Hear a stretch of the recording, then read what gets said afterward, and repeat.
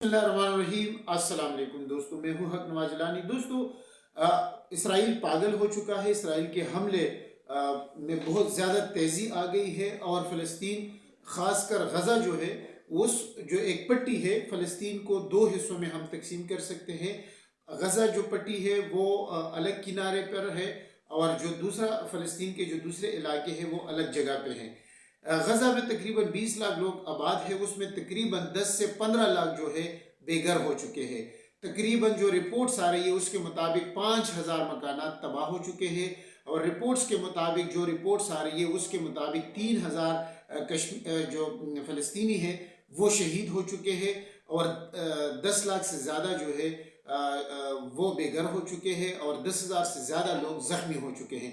लेकिन ये रिपोर्ट्स है और इससे बढ़कर जो हक़ाइक़ है जो जंग में होता है, इससे ज़्यादा लोग जो है वो शहीद हो चुके हैं और इससे ज़्यादा ज़ख्मी हो चुके हैं। दुनिया भर में अगर हम देखें दोस्तों तो मुजाहरे हो रहे हैं, ख़ासकर मुसलमान ममालिक में, यूरोप अमेरिका में भी मुजाहरे हो रहे हैं। लेकिन बदकिस्मती ये है, इंसानी हुकूक की दर्ज देने वाले जो कौमें हैं, जो मुल्क है यूरोप और के कुछ ममालिक और जो तरक्की याफ्ता मुल्क कहलाते हैं, जो हमारे इस्लाम के ख़िलाफ़, आका के ख़िलाफ़ तो मुज़ाहिरे करते हैं और उसको इंसानी हुकूक का नाम देते हैं, उसको आज़ादी इजहार राय का नाम देते हैं। लेकिन फ़लस्तीन के हक़ में जब उनके अपने ही लोग, वो लोग जो इंसानी हुकूक पर यकीन रखते हैं, वो लोग जो इंसानों और जंगों से नफ़रत करते हैं, इंसानों के लिए वो अमन चाहते हैं, उनको इजाज़त नहीं कि वो फ़लस्तीन के हक़ में आवाज़ बुलंद करें।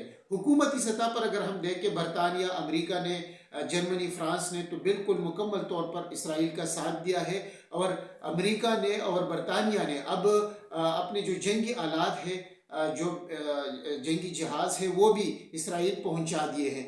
तो फ़लस्तीन और ख़ासकर गज़ा का जो इलाका है उसको खाली कराने का अल्टीमेटम अभी 24 घंटे के लिए दूसरा दे दिया इसराइल ने और वो कहते हैं कि गज़ा को खाली करा दे, अदरवाइज़ हम तीनों तरफ यानी बहरी सतह पर भी, हवाई सतह पर भी और ज़मीनी सतह पर भी हम हमले करेंगे।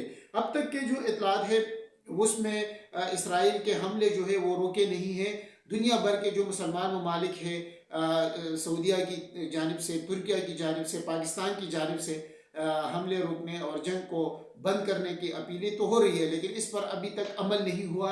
अक़वाम मुत्तहिदा जो जंग के रोकथाम के लिए बनी थी उस पर भी उनकी करारदाद है, उनका कौन सा जो इजलास है वो भी बेमानी ख़त्म हो चुका है और अब तक कोई और इसके हवाले से इजलास भी नहीं हो रहे। यानी अब हमारी जो सोच है या जो मेरी अपनी राय है वो ये है कि अब जंग मज़ीद बढ़ेगी और उसमें दूसरे ममालिक भी शामिल हो जाएंगे। ईरान ने तो खुल कर कह दिया है, मलेशिया ने भी हमास की भी हिमायत कर दी है और ईरान ने कहा है कि अगर इसराइल अपनी जो हिकमत अमली है या जो जारहियत है, जो हमले हैं वो नहीं रोकेंगे तो हम मजबूर होंगे कि हम भी इसमें शामिल होंगे और हम उनकी मदद करेंगे।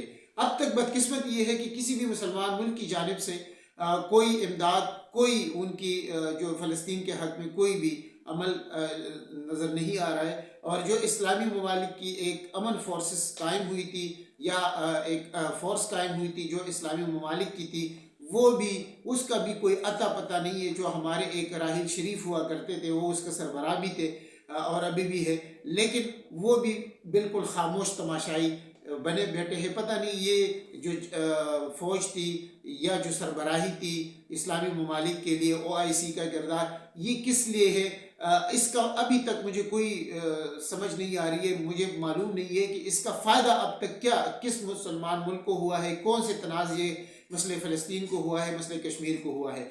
तो इस पर हम सब ने सोचना है और मुझे ऐसा लगता है कि अरब मुल्कों ने या जो दूसरे ममालिक हैं, ख़ासकर हुक्मरानों ने अपनी पॉलिसी तब्दील ना की तो इनके अपने अवाम जो है वो इनके ख़िलाफ़ निकलेंगे और वो इनके ख़िलाफ़ कार्रवाई करेंगे।